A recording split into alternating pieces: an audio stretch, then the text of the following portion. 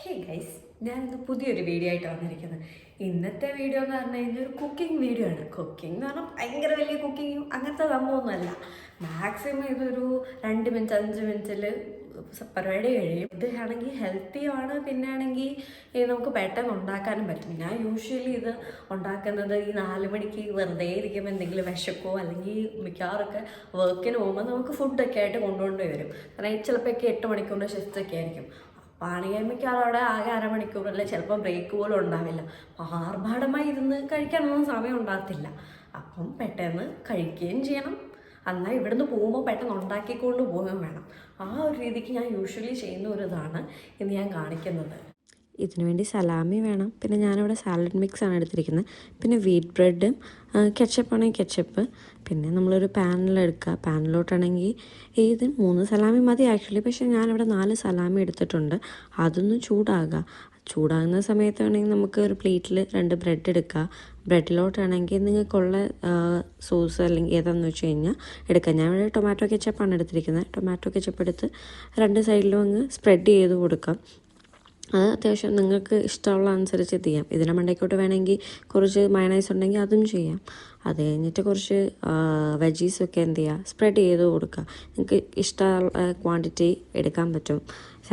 അതിപ്പോൾ ഏത് type of ആണെങ്കിലും കുഴപ്പമില്ല. വേണമെങ്കിൽ നിങ്ങൾക്ക് കുക്കുംബർ ഉണ്ടെങ്കിൽ കുക്കുംബർ ഇതിൻ്റെ കൂട്ടത്തിൽ ആഡ് ചെയ്യാം. അങ്ങനെ എന്നിട്ട് നമ്മൾ ഒന്നും സലാമി റെഡി ആയിട്ട് വരുമ്പോഴത്തേക്കിന് സലാമീനെ ഒന്ന് ജസ്റ്റ് ഒന്ന് മറിച്ചിട്ടിട്ടൊന്ന് ചൂടാക്കുക. അത് ഒരുപാടധികം കുക്ക് ചെയ്യേണ്ട ആവശ്യമില്ല. അത് കഴിഞ്ഞിട്ട് ഈ വെച്ചിരിക്കുന്ന ഇതിലോട്ട് നമ്മൾ ആ സലാമി എടുത്ത് വെക്കുക. വെച്ച് കഴിഞ്ഞിട്ട് ഇതിൻ്റെ മണ്ടയ്ക്കോട്ട് എന്ത് ചെയ്യുക, കുറച്ച് കൂടെ സാലഡ് മിക്സ് ഇടുക.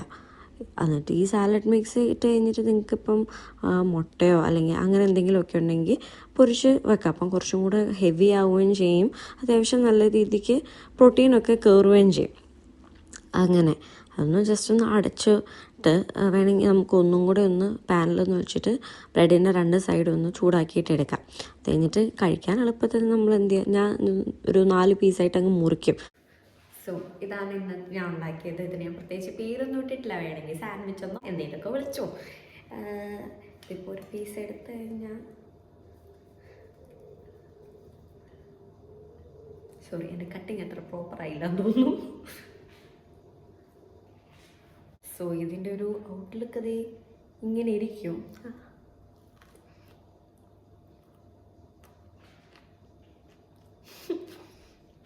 ഞാൻ തന്നെ ഉണ്ടാക്കിയിട്ട് കൊള്ളാം എന്ന് പറയാനുള്ള മൂടായെന്ന് തോന്നുന്നു.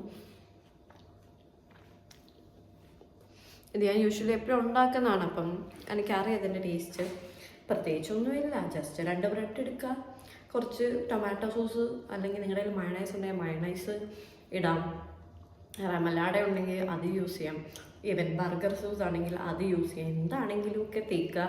അത് കഴിഞ്ഞിട്ട് കുറച്ച് സാലഡ്സ് ഇടുക, പിന്നെ സലാമി വെക്കുക, പിന്നെ സാലഡ് ഇടുക, സംഭവം അടച്ച് വെക്കുക, പരിപാടി കഴിഞ്ഞു. എൻ്റെ ഈ ഭയങ്കര സിമ്പിളായിട്ടുള്ള കുക്കിംഗ് വീഡിയോ നിങ്ങൾക്ക് ഇഷ്ടമായെങ്കിൽ ഡെഫിനറ്റ്ലി എന്നെ സപ്പോർട്ട് ചെയ്യണം ഇങ്ങനെയുള്ള അടുത്തടുത്ത കണ്ടൻസിനായിട്ട്. So thank you for watching. By.